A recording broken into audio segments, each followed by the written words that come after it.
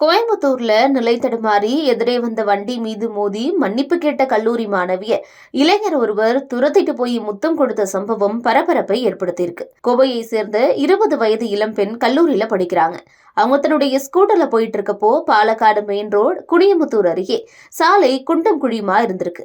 அப்போ அந்த குழியில ஏற்றிய கல்லூரி மாணவியோட ஸ்கூட்டர் நிலை தடுமாறி அந்த வழியா வந்த வாலிபர் ஒருவருடைய இருசக்கர வாகனத்தின் மீது மோதி இருக்கு. இதனால அதிர்ச்சி அடைந்த அந்த கல்லூரி மாணவி அந்த வண்டியில வந்த வாலிபர் கிட்ட லேசா சிரித்தபடி மன்னிப்பு கேட்டதா சொல்லப்படுது. உடனே அந்த வாலிபர் மோதல மறந்துட்டு அந்த மாணவி தன்னோட சிரிச்சு பேசிட்டாங்க அப்படிங்கிற எண்ணத்தோட அந்த மாணவிய பின்தொடர்ந்திருக்காரு. சிறிது தூரம் போனதும் மாணவியோட ஸ்கூட்டரின் முன்னாடி போய் தடுத்து நிறுத்தின அந்த வாலிபர் அதுக்கப்புறம் கொஞ்ச நேரம் அந்த மாணவி கிட்ட பேசினதா சொல்லப்படுது. அப்போ சற்றும் எதிர்பாராத வகையில அந்த மாணவியோட கையை பிடிச்சு கை மற்றும் கழுத்து பகுதியில முத்தம் கொடுத்திருக்காரு. இதனால அதிர்ச்சி அடைஞ்ச இந்த கல்லூரி மாணவி அலறி இருக்காங்க. உடனே அக்கம் பக்கத்தினர் அங்க ஓடி வர்றதுக்குள்ள அந்த வாலிபர் அங்கிருந்து தப்பிச்சு போயிருக்காரு.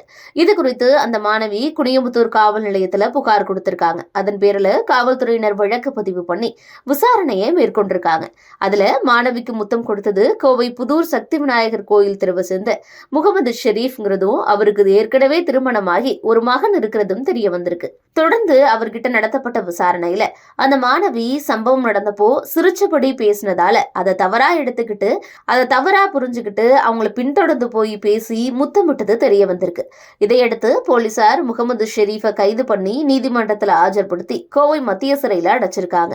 இந்த செய்தியை பார்க்கக்கூடிய நெட்டிசன்கள் மன்னிப்பு கேட்டது ஒரு தப்பாடா அப்படின்னு தங்களுடைய கருத்துக்களை பகிர்ந்துகிட்டு இருக்காங்க.